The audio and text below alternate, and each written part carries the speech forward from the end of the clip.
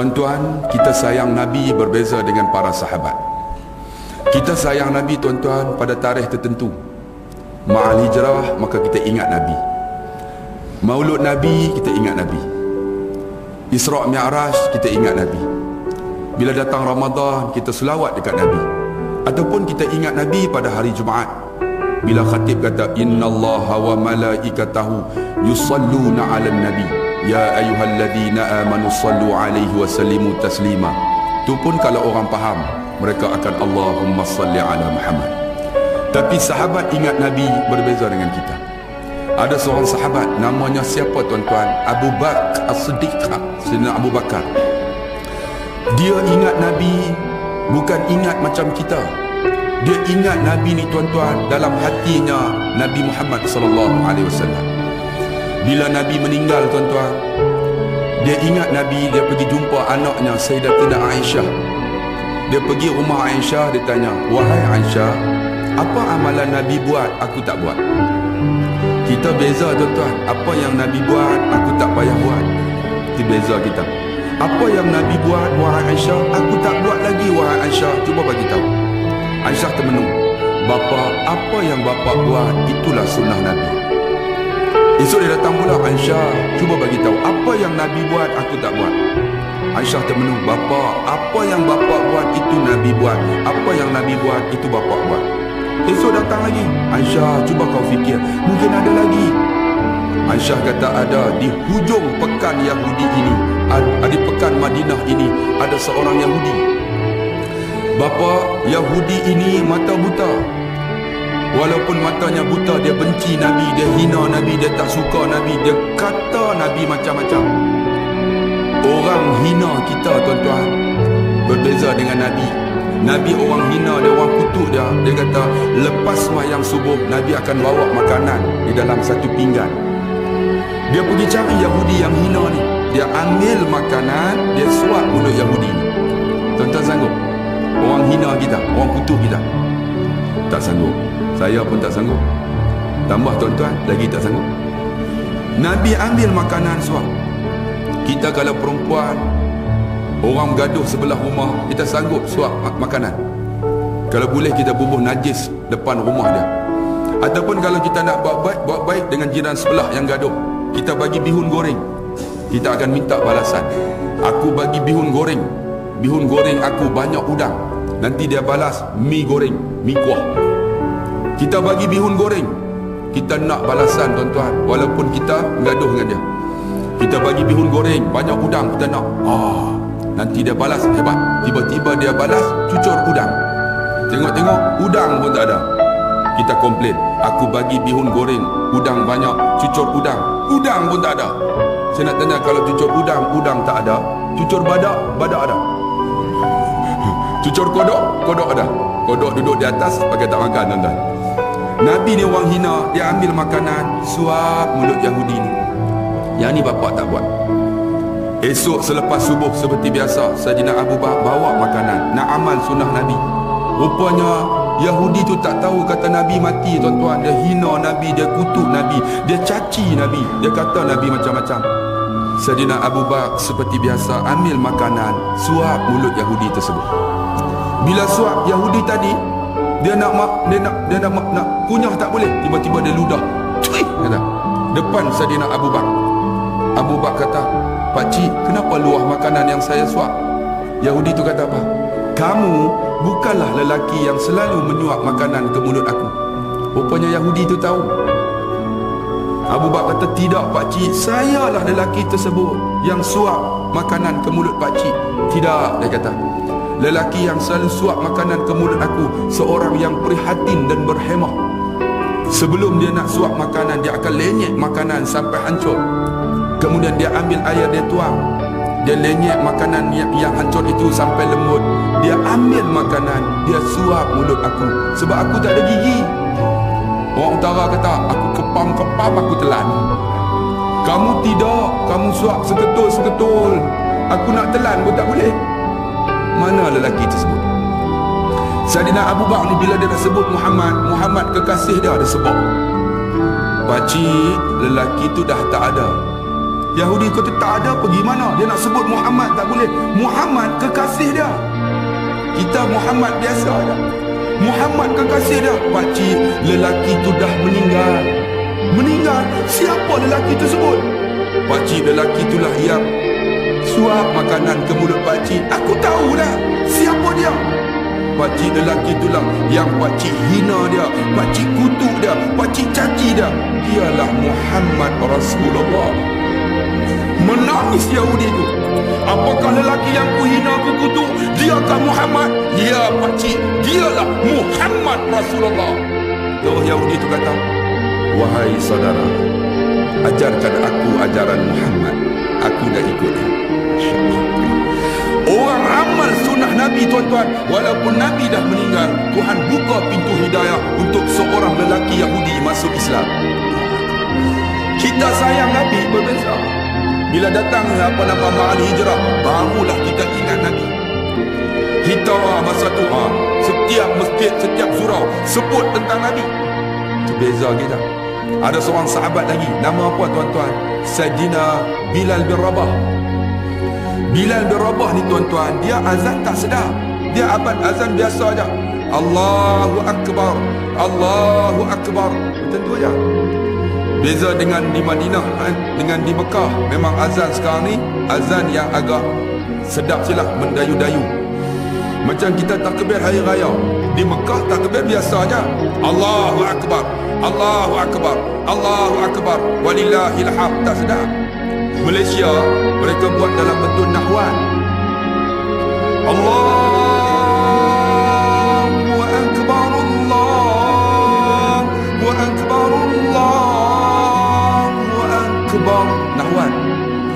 Malu rasanya mengatakan cinta. Nahwan. Tapi ada orang Melayu bukan nahwan, tak ketahuan. Soda bawa dah, wana foro'a dah, tak ketahuan mana. Orang Arab mereka azan sedap, tapi azan mereka Allahu Akbar, Allahu Akbar ya. Bilal azan macam tu. Ketika Nabi meninggal tuan-tuan, Bilal tak azan dah. Dia tak azan dah. Sayyidina Abu Bakar, wahai Bilal, azanlah.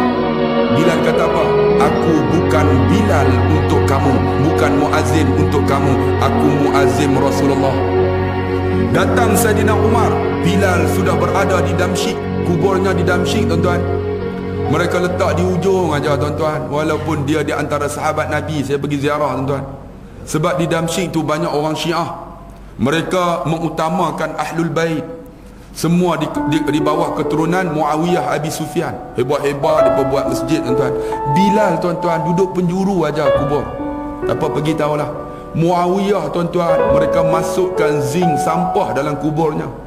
Sedangkan dia merawi hadis hampir 200 hadis Muawiyah. Tuan-tuan, kubur yang Nabi kata apa? Masjid yang Nabi kata ada dua menara. Dua menara inilah akan turunnya Sayyidina Isa salam, akan turun di masjid tu. Sekarang masjid itu telah dibom oleh Bashar al-Assad. Hancur menaranya. Punya dahsyat tuan-tuan. Saya tengok Bilal sedih tuan-tuan, kuburnya biasa aja. Bilal ni dia duduk di Damsyik. Suatu hari dia datang ke Madinah. Masa tu Sayyidina Umar Al-Khattab jadi khalifah. Bila sampai, Sayyidina Umar kata, Bilal, naiklah di atas menara yang tinggi ini, azanlah. Kami tak pernah dengar azan kau. Apa kata Sayyidina Bilal? Aku bukan muazzin kamu, aku muazzin Rasulullah. Sedangkan Bilal ni tuan-tuan, dia di antara Nabi, di antara yang didengar tapak kaki dia.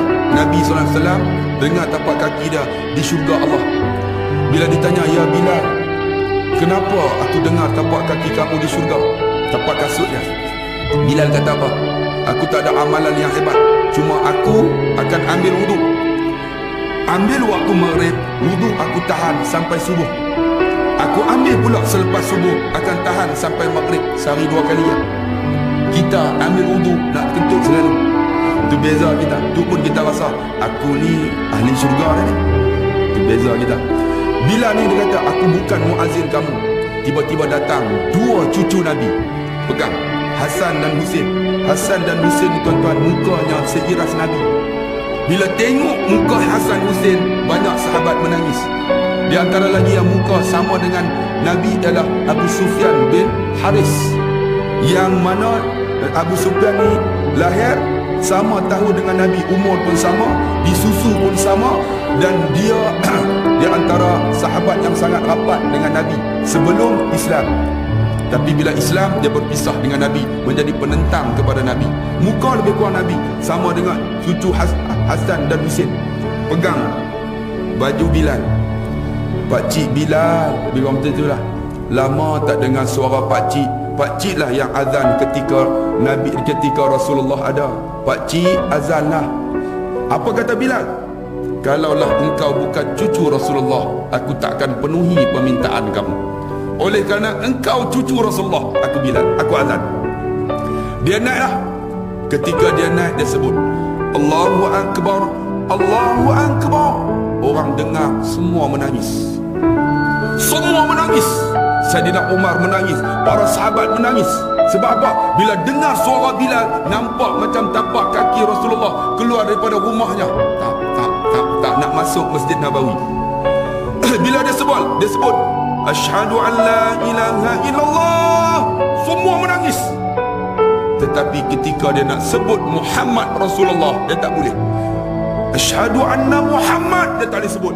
Bila dia nak sebut Muhammad, dia menangis atas menara, sampai didengar oleh semua sahabat. Lalu Sayyidina Umar naik. Wahai Bilal, kenapa engkau menangis? Kamu tak habiskan akan azan kamu bila menyebut Muhammad. Dia kata apa? Bila aku sebut Muhammad, aku nampak Nabi Muhammad daripada menara ini keluar daripada rumahnya untuk masuk Masjid Nabawi. Bila aku rasa macam tu, aku sayang Nabi. Dia kata, aku tak boleh sebut Muhammad, sebut diri aku. Sebab tu aku menangis. InsyaAllah. Itu Bilal bin Rabah. Kita sayang Nabi berbeza, tuan-tuan. Sayang Nabi hanya hari Jumaat aja. Tu pun khatib baca khutbah, suruh selawat. Man salla alayya salatan, barang siapa salawat Nabi sekali, sallallahu biha alayya asyara, Allah akan selawat 10 kali. Khatib bagi tahu kita lena macam mana kata sayang Nabi, tuan-tuan. Ada seorang sahabat lagi saya nak cerita supaya lahir dalam hati kita ni sayang Nabi. Nama apa, tuan-tuan? Namanya Abu Ayyub Al-Ansari. Abu Ayyub ni, tuan-tuan, ketika Nabi hijrah, Abu Ayyub angkat tangan, tadah tangan. Ya Allah, bagilah ya Allah Nabi duduk di rumahku ya Allah. Sebab Abu Ayyub ni rumahnya 2 tingkat. Dia nak Nabi duduk rumahnya. Dia doa, ya Allah, bagilah ya Allah Nabi duduk di rumahku. Nabi sampai, para sahabat offer dekat Nabi, ya Rasulullah, sudi tak duduk rumah saya? Nabi kata apa? Di mana sahaja untaku berhenti, di situlah rumahku, tempat penginapanku. Abu Ayyub, ya Allah, bagilah unta Nabi berhenti di rumahku. Dengan izin Allah, unta itu berjalan, berhenti depan rumah Abu Ayyub Al-Ansari. Abu Ayyub, alhamdulillah, kau perkenankan doaku ya Allah. Lalu Abu Ayyub kata, ya Rasulullah, ini rumahku. Kau duduk di atas, aku duduk di bawah. Sebab rumahku 2 tingkat. Nabi kata, kalau aku duduk di atas, aku banyak tetamu menyusahkan engkau. Aku duduk di bawah lah, sebab isteriku ada di Mekah. Masa tu Sayyidatina Aisyah belum lagi berhijrah. Abu Ayyub duduk di atas lah. Satu hari, tuan-tuan, bila Abu Ayyub duduk di atas, suasana di Madinah sejuk. Musim sejuk di Madinah mencecah 6 darjah Celsius. Sejuk, tuan-tuan. Saya pernah duduk di Madinah, tuan-tuan, menggeletar. Baju 4 lai pun tak boleh lagi sejuk. Kalau panas di Mekah 55 darjah Celsius, panas-panas. Kalau sejuk-sejuk. Ketika sejuk 6 darjah Celsius, Abu Ayyub tidur, tuan-tuan. Dia tersepak cawan yang ada air. Dia takut cawan tu, air itu jatuh kena Nabi di bawah. Dia buat macam mana? Dia lap dengan kain selimut dia. Dia lap. Bila dia lap, kain selimut tu basah. Dia tidur dengan isteri dia, malam tu sejuk, menggigit. Dia selimut lagi dengan kain yang basah, lagi menggigit, menggeletar dia. Ketika Bilal laung azan, dia turun. Dia turun tu menggigit. Nabi tanya, wahai Ayyub, kenapa menggigit? Aku sejuk ya Rasulullah, semalam air tumpah ya Rasulullah, aku takut kena kamu ya Rasulullah. Aku lap dengan kain selimut aku selimut lagi dengan basah. Jadi aku menggigil ya Rasulullah. Nabi kata, kalau demikian, mulai daripada hari ini aku tidur di atas, engkau tidur di bawah. Nabi tidur di atas. Tidur satu ketika suasana panas. Bila panas tuan-tuan, Nabi berpeluh. Peluh Nabi lebih harum daripada kasturi. Peluh kita jangan tanya. 2 minggu tak mandi, bini lari tuan-tuan. Ini peluh Nabi wangi tuan-tuan. Nabi pernah dicerita oleh Sayyidatina Aisyah masuk dalam hamam. Dia buang air besar, air kecil, wangi. Najis dia wangi. Kita najis kita, jangan tanya. Tuan-tuan makan buah kerdas kan, buah petai, tuan-tuan kencing dekat tandas surau. Orang tak masuk dah tuan-tuan, busuk. Tapi Nabi ni najis dia, air kencing dia wangi, peluh dia lebih harum daripada kasturi. Ketika dia tidur berpeluh. Dikatakan tuan-tuan dalam Qisasul Anbiya, peluh Nabi menitis celah-celah pelepah tamar yang disusun, jatuh ke bawah. Bila jatuh atas muka Abu Ayyub. Abu Ayyub pegang-pegang wangi. Dia buat macam mana dia sayang Nabi, dia nganga mulut. Peluh tu jatuh, dia telan. Peluh tu jatuh, dia telan. Sedang dia buka mulut, Nabi turun. Wahai Ayyub, kenapa kau buka mulut? Ya Rasulullah, peluh engkau lebih harum daripada kasturi. Aku sayang engkau ya Rasulullah, aku minum peluh engkau ya Rasulullah. Nabi kata apa? Oleh kerana engkau telah meminum peluhku, engkau akan duduk bersamaku di syurga. Kita peluh Nabi pun tak ada kan? Muka Nabi tak pernah tengok. Macam mana sayang Nabi? Tu saya nak beritahu tuan-tuan. Macam mana kita nak buat nak sayang Nabi? Tu bezanya kita. Ada seorang lagi hamba Allah, saya nak cerita tuan-tuan, bagi lahir sayang Nabi. Namanya Abdullah bin Jabir. Abdullah bin Jabir ni dalam peperangan Khandaq. Tuan-tuan nak tahu Khandaq ni luas dia hampir, tak silap saya, daripada hujung sini sampai hujung sana. Khandaq luas, panjangnya hampir 30 meter, 30 kilometer. Kalau tuan-tuan tahu, pergi dekat Khandaq tu, tuan-tuan akan tengok daripada Masjid Aisyah tu sampai hujung punya panjang 30 kilometer. Saya dengar, tengok sekarang ni masjid banyak dia runtuh. Cuma ada satu masjid besar saja, Masjid Salman Al-Farisi. Jabir bin Abdullah ni tuan-tuan, ketika mana Nabi SAW nak buat paritlah bersama-sama sahabat Nabi tuan-tuan, sama-sama turun dalam parit gali. Bukan pakai backhoe tu, masa tu tak ada. Bukan pakai jentolak, cuma pakai apa tuan-tuan? Cangkul dengan tulah tempat yang tajam tu, besi tu. Nabi turun sekali. Tuan-tuan tengok, itulah yang katakan pemimpin yang hebat. Tu yang kata cepat teladan apa? Kepimpinan melalui teladan. Sama-sama turun. Kita pemimpin kita bukan turun dalam parit, duduk tepi parit makan komisen. Itu beza kita. Nabi ni turun. Ketika turun gali tuan-tuan, Nabi sinting bajunya, ikat. Bila ikat tuan-tuan, tiba-tiba sahabat jumpa satu batu besar. Sahabat berjumpa, ya Rasulullah, batu ni kami pukul, patah pendukul kami. Kami guna cangkul, pecah. Nak buat macam mana ya Rasulullah? Nabi pergi dekat batu tersebut bersama dengan Jabir bin Abdullah. Ketika Nabi pukul tuan-tuan, pecah batu tu. Pukul lagi kedua, pecah. Bagi ketiga, hancur. Ketika pukul tu, baju dia terangkat. Bila terangkat, Jabir tengok di perut Nabi ada 2 ketulan batu yang sedang digantung. Jabir tanya, ya Rasulullah, kenapa di perut engkau ada 2 ketulan batu? Apa kata Nabi? Wahai Jabir, aku sudah tidak menjamah makanan selama 3 hari. InsyaAllah. Kita makanan mewah tuan-tuan. Maulud Nabi makan, Ma'al Hijrah makan, tak ada apa pun makan kan? Nabi 3 hari tak makan. Jabir terus lari balik ke rumah, pergi tengok bini dia. Kalau bini dia nama Milah, Milah, apa ada di rumah? Isteri dia kata, abang, di rumah ada 2 keping roti untuk saya dan abang. Tak apa, di belakang rumah dalam sirah kata ada seekor kambing, setengah kata ayam. Tapi yang paling Mutawatir kambing. Disembelih kambing tersebut oleh Ja'far, apa nama Jabir. Bila sembelih, wahai isteriku kau masak sedap-sedap. Nabi dah tak jamah makanan 3 hari. Ketika makanan dah siap, roti tadi dalam bakul, Jabir pergi jumpa Nabi, pergi bisik kat telinga. Ya Rasulullah, selepas zuhur kau datang rumah aku ya Rasulullah, ada 2 keping roti, ada kambing yang sedang dimasak dalam periuk atas kuali.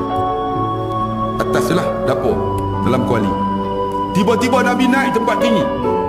Assalamualaikum tuan-tuan, selepas zuhur kita pergi rumah Jabir, dia ada roti dengan kambing.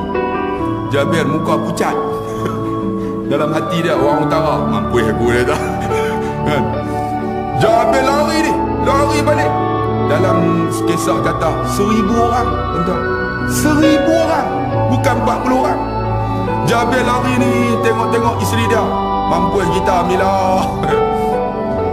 Bila dia kata mati kita Mila, isteri dia kata apa? Abang, jangan susah hati, dia kekasih Allah, Allah bantu dia. Kita kalau isteri kita macam mana? Abang panggil, abang tunggu, saya belah. Itu isteri kita. Tapi dia tak, abang, dia kekasih Allah, Allah bantu dia.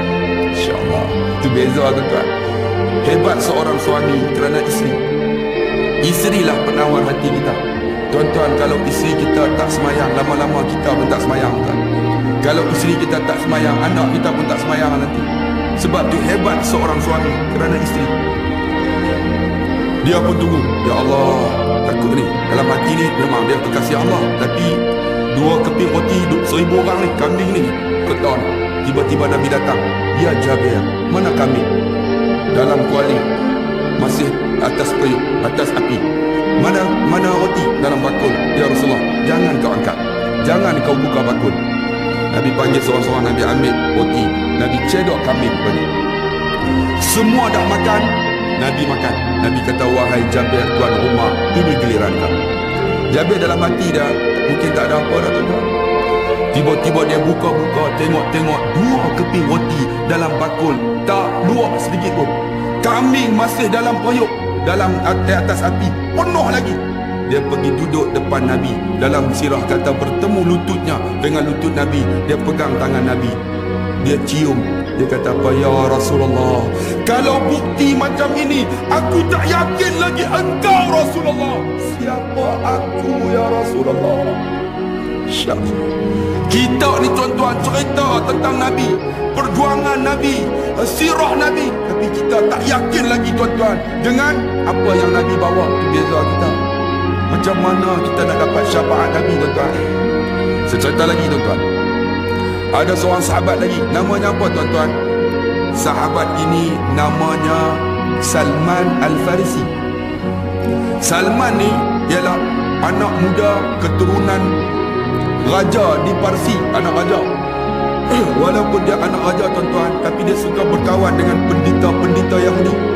Satu hari ada pendeta Yahudi yang beritahu, wahai Salman, akan lahir seorang Nabi. Nabi ini nama Ahmad. Wa idh qala Isa bin Maryam ya bani Israel inni rasulullah ilaikum musaddiqan lima baina yadayya min at-taurati wa mubashiran bi rasul ya'ti min ba'di ismuhu Ahmad. Tuan-tuan, dalam Quran sebut Ahmad, ada Muhammad. Makna dia sama. Muhammad, Ahmad, maksud dia terpuji. Kita kalau nama Ahmad, orang apa, Indra Sempurna, Taman Indra Sempurna, panggil apa? Kalau Ahmad, dia panggil Mat, betul tak? Pak Cik Mat. Tahu tak maksud Mat? Mat maksud dia mati. Tu Pak Cik Mat tu umur tak panjang. Pak Cik Mat bila nak mampu kan? Nama Ahmad terpuji. Kita ni kadang-kadang silap tuan-tuan. Kalau nama Harun, panggil apa? On kan? Dia tak panggil Harun. Kalau nama Hussein, Pak Cin. Kalau nama Mansur, Cot. Kan? Kalau nama Ismail, Me'e. Tak Mael. Kalau nama Ismail ialah Nabi Ismail, nama Nabi. Kalau Me'e dalam bahasa Arab, Sengit. Tu bapa Me'e tu Sengit jalan. Nama Ahmad terpuji, Muhammad terpuji. Saya pernah mengaji bahasa Arab. Ada seorang tu nama Mamat. Nama dia Ahmad, kami panggil Muhammad. Arab tu daripada Libya. Masmu ya akhi, nama apa? Masmu ya akhi, Muhammad. Arab, Masya Allah. Muhammad tu maksud dia ma tu tidak, mat tu mati, tak mati-mati. Ada seorang nama Muhammad Laldin, panggil Muhammad Mat Ladin. Mat Ladin. Arab, masmu ya akhi, Mat Ladin. Masya Allah. Mat Ladin maksud apa? Mat tu mati, la tu tak ada, din agama, mati tak ada agama. Sebab tu kita kalau nama Ahmad sebut Ahmad, nama Muhammad Muhammad, terpuji. Akan lahir seorang Nabi nama Ahmad, kamu pergi cari. Tandanya dia tak terima sedekah, tapi dia terima hadiah. Kamu cari di antara dua belikat kiri dan kanan, ada satu tanda sebesar ini, tertulis Khatamun Nabiyyin, Khatamun Nubuwah. Kamu pergi cari. Salman ni pergi cari satu tempat sampai dekat Syam. Masa tu ada pedagang daripada Madinah telah berhijrah, bagi tahu telah lahir Nabi namanya Ahmad Muhammad. Dia keturunan Arab Quraisy, sekarang berada di Madinah. Salman terus pergi ke Madinah. Masa tu Nabi bagi tazkirah. Bila bagi tazkirah, Salman datang bawa buah kurma. Wahai saudara, sebab dia tak kenal Nabi, saya bawa buah kurma ni, saya sedekah dekat saudara. Nabi ambil buah kurma tu, Nabi tak makan. Nabi bagi dekat para sahabat. Salman tengok, sebab aku sebut sedekah, dia tak makan. Esok bawa pula, ya saudara, sebab dia tak kenal Nabi, saya bawa buah kurma ni, saya hadiah dekat saudara. Nabi ambil buah kurma, Nabi bagi dekat sahabat. Kemudian Nabi makan. Bila Nabi makan, dia tahulah inilah ciri yang disebut oleh pendeta Yahudi. Dia pergi duduk belakang Nabi, dia nak cari tanda tersebut. Bila tahu tuan-tuan, Nabi tahu Salman duk cari tanda tu, dia jatuhkan selendang. Bila jatuh, nampak tanda di antara dua belikat. Salman sayang Nabi, bila dia tengok tanda tu, dia buat macam mana? Dia meluru dekat tanda tu, dia cium tanda tersebut. Bila dia cium, Nabi kata, sesiapa yang mencium tanda di belakangku ini, dia akan mencium syurga Allah. Kita tanda Nabi pun tak ada tuan-tuan, muka Nabi tak pernah tengok, peluh Nabi pun nak minum pun dah tak ada. Macam mana nak buat? Saya cerita lagi apa yang kita kena buat. Tuan-tuan ingat tak tanggal 12 Rabiul Awal? Sebelum saya cerita 12 Rabiul Awal, saya nak cerita ada seorang hamba Allah nama Muhammad. Dia jalan tepi pinggir Madinah. Ketika dia jalan sampai satu kampung tuan-tuan, tiba-tiba dia tengok ada satu kijang. Kijang tu kena jerangkap. Itulah jerangkap tu terikat, terbelit kakinya. Sampai dekat kijang tu, Assalamualaikum ya Rasulullah. Kijang bagi salam. Kalaulah kita tuan-tuan manusia lupa Nabi, malu dekat kijang, Assalamualaikum ya Rasulullah. Nabi terkejut. Wahai kijang, kenapa kau bagi salam? Ya Rasulullah, aku terikat ya Rasulullah, kau bukakan ikatanku ini ya Rasulullah. Nabi kata, aku tak boleh buka, kamu ni milik kepada jerangkap ini, jerat ini. Lalu kata kijang ini, tolonglah ya Rasulullah, bebaskan aku. Nabi kata, kenapa? Kau bebas, lepas ini aku akan datang balik. Aku akan datang balik ya Rasulullah. Nabi kata, kenapa? Engkau bukan milik aku. Aku ada 3 ekor anak. Anak aku ni sekarang menanti aku. Dah lama dah aku kena jerat ini. Aku tak menyusu dia. Mereka dalam keadaan haus, lapar. Dia kata, tolonglah ya Rasulullah, bebaskan aku. Aku menyusu 3 ekor anak aku ni. Dah kenyang, aku datang balik, kau ikatlah. Nabi terfikir, janji manusia pun dicapati, tambah janji dengan binatang kan? Ini ni kan, janji dengan manusia ni tak percaya juga kan. Janji harga minyak tak naik, lepas pihak raya naik pula 20 sen. Lepas ni harga barang, insya-Allah tuan-tuan, kita prihatin rakyat kan. Kita satu Malaysia kan, satu Malaysia, rakyat didahulukan. Sepatutnya gula tak naik, gula naik pada muka tuan-tuan. Bila gula naik, semua pakat naik dah tuan-tuan. Bagus, itulah namanya rakyat didahulukan. Ini janji dengan binatang ni, boleh percaya atau tidak? Ya Rasulullah, aku menyusu, lepasnya aku datang. Nabi kata, okey, janji ya, ditepati ya. InsyaAllah, dia kata, InsyaAllah bukan capati ya Rasulullah. Saya tambah tu, dia pun pergi. Dah menyusu siap kenyang, Nabi tunggu. pada waktu tersebut tak datang. Nabi, ya Allah, aku dah silap dah. Macam mana ni Nabi gelisah. Nabi pun jalan selangkah nak bagi tahu manakah pemilik jerat tersebut. Tiba-tiba dalam keadaan termengah-mengah, kijang tu datang. Ya Rasulullah, jangan tinggalkan aku ya Rasulullah. Nabi kata, ingat kamu janji capati. Kamu datang, ya Rasulullah, anakku dah ku tinggal lama ya Rasulullah. Mereka menyusu aku, mereka tak lepas ya Rasulullah. Sampai dah kenyang ya Rasulullah. Aku nak buang, tak boleh ya Rasulullah. Mereka bergantung ya Rasulullah. Kemudian aku tinggalkan mereka sampai mereka tidur. Lalu aku datang ya Rasulullah, aku lewat sikit, minta maaf ya Rasulullah. Nabi pun ikat. Bila ikat, Nabi pergi masuk dalam kampung. Dalam hati dah, kijang ni hebat. Kijang hebat, janji ditepati.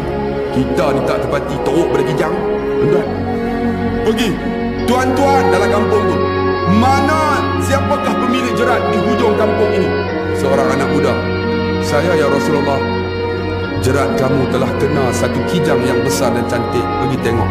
Terus dia kata, ya ke ya Rasulullah? Ya Rasulullah kata, ya Rasulullah, aku telah niat dalam hati, kalau jerat itu kena, yang pertama sekali aku akan beri kepada engkau ya Rasulullah. Nabi ni tuan-tuan, apa yang ada dalam hati dia memang akan berlaku. Apa yang dia sebut pasti berlaku. Macam Nabi sebut, ala inna rahal islami dairah. Satu hari tuan-tuan, pasir kisaran Islam sentiasa berpusing. Faduru ma'al Islam. Kamu kena duduk di atas pasir Islam. Kamu akan tengok akhir zaman ni akan bertelingkah. Nabi kata, Quran dengan pemerintah. Kamu ikut Quran, kamu akan jadi bencana, akan dibunuh. Wa in ata'tumuhum adallukum wa in asaitumuhum qatalukum. Kalau kamu ikut akan pemerintah ini, dia akan sesatkan kamu. Kau lawan dia akan bunuh kamu. Lalu sahabat tanya, kanaf'alu lil awal, kamu macam mana nak buat? Wa ma naf'alu ya Rasulullah? Kanaf'alu lil hawariyin. Nabi kata, jadilah penolong-penolong Nabi Isa. Nushiru bil manashir. Ada di kalangan mereka digergaji kepala mereka.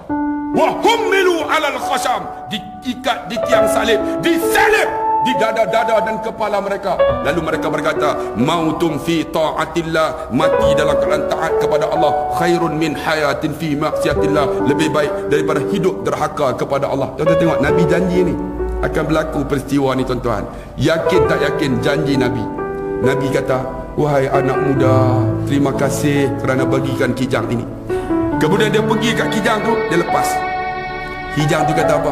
Ya Rasulullah, terima kasih ya Rasulullah. Boleh dah aku bantu kamu di dalam urusan dakwah ini? Kijang nak minta bantu. Tuan-tuan tengok dalam sirah. Kita kalau tak bantu untuk Islam, siapa? Tuan-tuan nak tunggu kijang kah? Tuan-tuan nak tunggu lembu kah?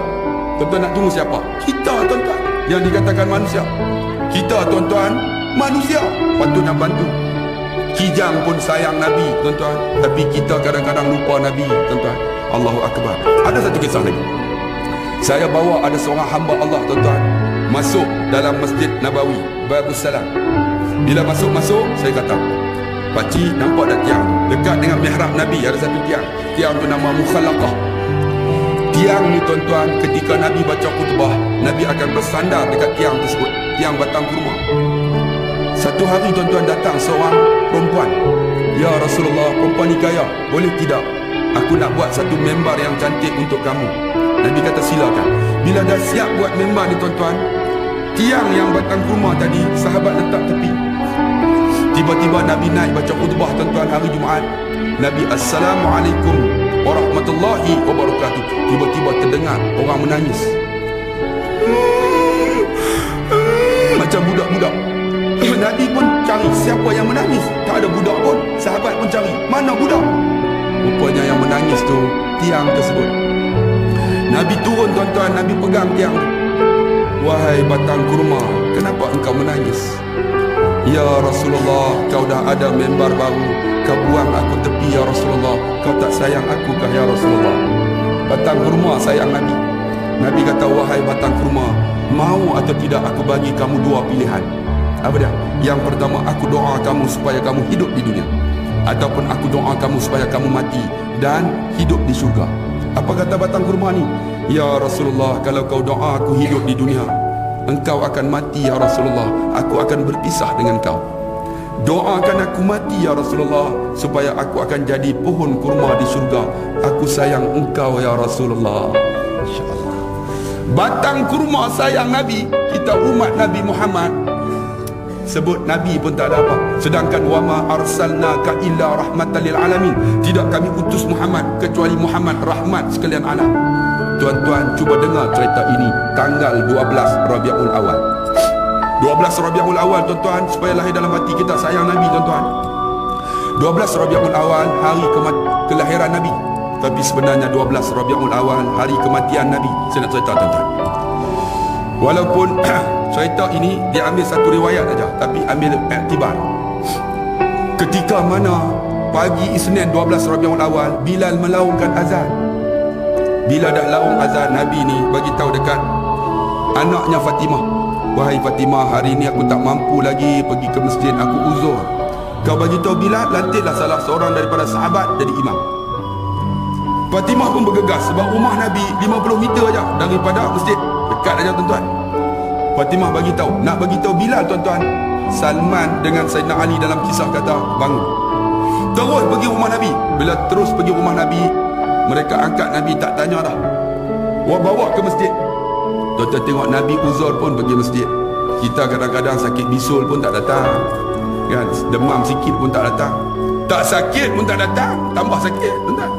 Nabi diangkat ke masjid. Bila sampai, Nabi kata, wahai Abu Bakar, naiklah engkau jadi imam. Barulah Sayyidina Abu Bakar langkah ke depan. Bila dia langkah ke depan, dia angkat takbir, berlinang air matanya. Tuan-tuan tahu kenapa? Kerana dia tahu pagi ni pagi yang terakhir dia akan bersama dengan kekasihnya Muhammad Rasulullah. Bila dia baca Bismillahirrahmanirrahim, Alhamdulillah, menangis dia. Dia baca surah wa ma Muhammadun illa rasul qad qalat min qabli rusul, menangis dia. Sahabat ni, kenapa Sayyidina Abu Bakar menangis? Masih bertanya-tanya. Rupanya mereka tak tahu pagi itu pagi terakhir Nabi SAW bersama dengan mereka. Habis sembahyang, mereka angkat Nabi. Salman dengan Sayyidina Ali balik ke rumah. Bila sampai di rumah, Nabi kata apa? Wahai Fatimah, hari ni aku uzur. Jangan ada siapa nak jumpa aku. Kalau mereka nak jumpa, kata aku uzur. Selang beberapa ketika, rumah Nabi diketuk orang. Fatimah keluar, bergegas bagi tahu. Bila buka pintu tuan-tuan, dia tengok-tengok depan rumah Nabi ada seorang lelaki memakai baju putih. Bila dia tengok wajah lelaki ni, seram sejuk dia. Dia rasa sejuk, seram sejuk. Fatimah tutup pintu, masuk. Ya Rasulullah, di luar sana ada seorang lelaki ya Rasulullah memakai baju putih. Bila aku tengok wajah lelaki ni, seram sejuk aku. Siapa dia ya Rasulullah? Nabi kata, benarkan dia masuk. Dialah yang memutuskan nikmat dan kelazatan dunia ini. Dialah malaikatul maut, Israel tuan. Israel masuk, duduk sebelah kiri Nabi. Nabi kata tanya, wahai Israel, apakah telah sampai akan ajalku?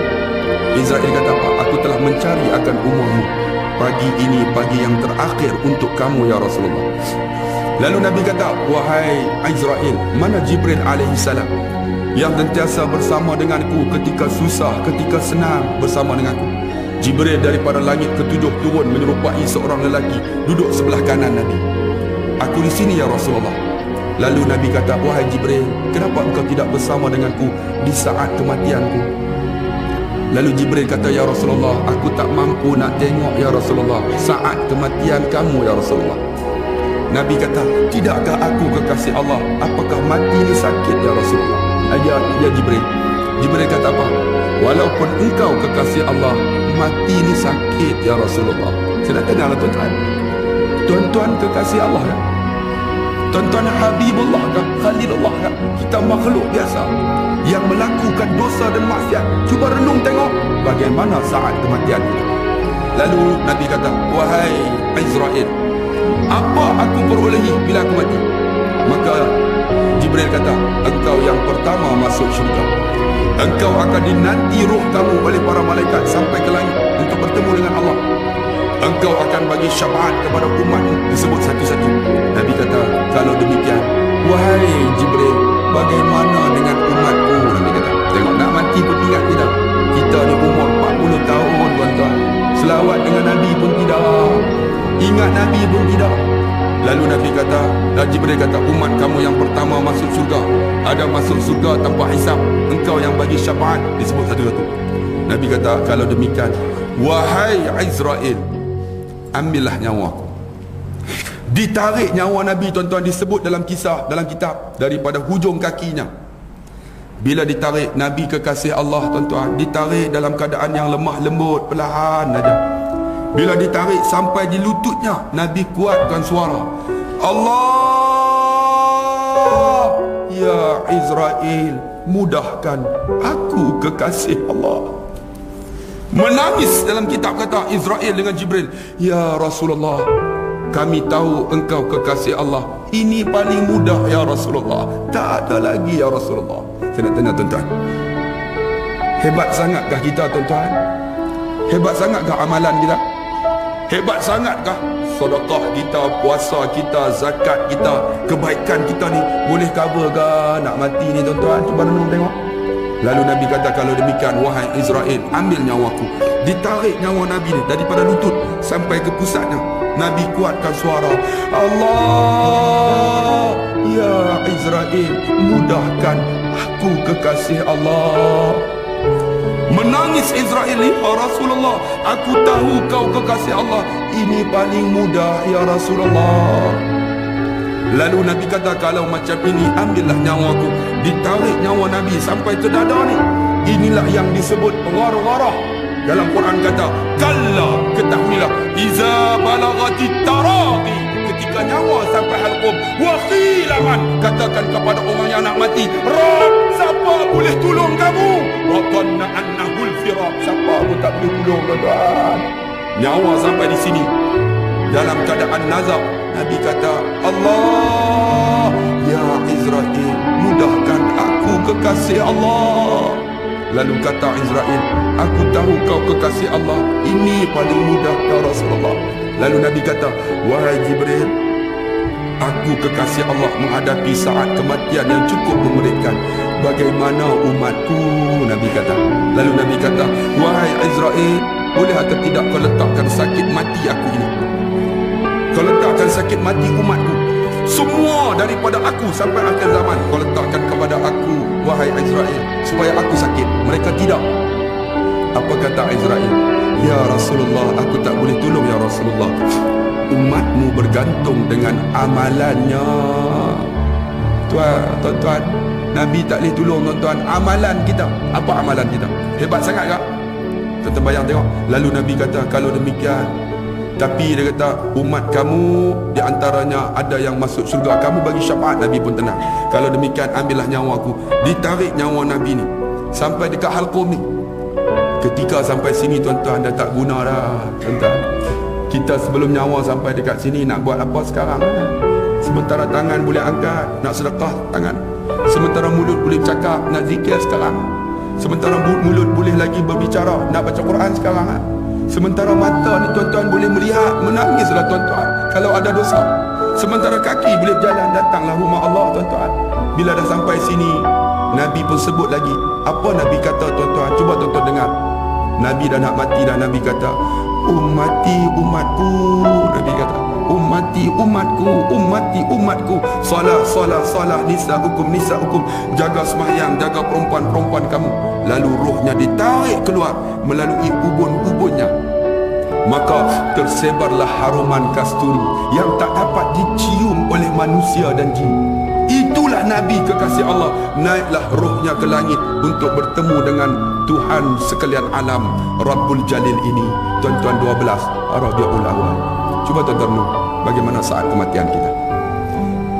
6.45 dah tuan-tuan. Dah cukup waktu. Tuan-tuan, saya akan tutupkan dengan cerita ini. Tuan-tuan renunglah diri kita, bagaimana saat kematian kita. Kalau tuan-tuan sayang Nabi, man salla alayya wahidatan aw kama qala man salla alayya salatan sallallahu biha alaiha asyara. Selawatlah dekat Nabi tuan-tuan. Barang siapa ingat Nabi, Allahumma salli ala Muhammad. Ingat tak Safwan Sauri, cerita terakhir, ketika mana dia tawaf, tiba-tiba dia jumpa seorang anak muda. Anak muda ni tuan-tuan, bila dia tawaf, dia tak baca doa-doa maksurat seperti Nabi. Dia baca apa? Allahumma salli ala Muhammad, Allahumma salli ala Muhammad. Safwan As-Sawri ni tuan-tuan, seorang ulama besar. Habis tawaf, dia duduk dekat pemuda ni. Wahai anak muda, kenapa engkau salawat? Kenapa tak baca doa-doa yang Nabi suruh? Dia kata, wahai saudara. Siapa saudara? Akulah Safwan As-Sawri, seorang ulama. Dia kata, aku mendengar suara ni. Memang engkau ulama besar, kuliah engkau beribu-ribu. Aku nak bagi tahu engkau, wahai ulama besar, ayah aku banyak dosa. Dia di antara minum arak, penzina, banyak dosa. Ketika dia nak mati, mukanya hitam, terbeliak matanya, terjelal lidahnya. Aku tengok-tengok dia mati atas riba aku. Aku menangis, dia kata. Aku menangis, aku angkat tangan, ya Allah, ampunlah dosa ayahku ni. Walaupun dia banyak dosa, dia ayah aku. Ampunlah ya Allah. Ketika aku ampun, aku minta doa, tiba-tiba aku tertidur. Sedang aku tertidur, aku tengok ada seorang datang. Dia kata, lelaki ini datang kepada ayahku, kemudian dia sapu tangannya daripada kepala ayahku ini sampai ke hujung kaki. Tiba-tiba aku tengok wajah ayah aku dalam keadaan yang cukup cantik dan segak. Tak ada lagi hitam, matanya tertutup rapat, lidahnya tersenyum, mulutnya tersenyum. Aku tanya lelaki itu dalam mimpiku, siapa engkau, wahai lelaki yang tampan dan cantik? Lelaki itu kata apa? Akulah Muhammad Rasulullah. Sebenarnya bapa kamu ni memang jahat, dia kata. Minum arak, berzina, banyak dosa. Tetapi bapa kamu ni tak pernah dalam hidup dia meninggalkan akan selawat kepadaku. Di lidahnya sentiasa sebut Allahumma salli ala Muhammad. Oleh kerana dia selawat dekat aku bagi syafaat dia sekarang ketika dia dah meninggal walaupun di dunia ini. Maka dia kata, mulai daripada tu aku tengok Nabi bagi tahu selawat, aku tak akan tinggal selawat. Walaupun aku tawaf, aku akan selawat. Wahai Safwan As-Sawri, kita tengok hebatnya selawat. Jadi tuan-tuan, sayang Nabi. Allahumma salli ala Muhammad, Allahumma salli ala Muhammad, Allahumma salli ala Muhammad. InsyaAllah kita jumpa lagi di lain masa. Saya mohon maaf jika ada silap dan salah. Pergi ke Dubai, beli muruku. Bye bye, I love you. Sekian, wassalamualaikum warahmatullahi wabarakatuh.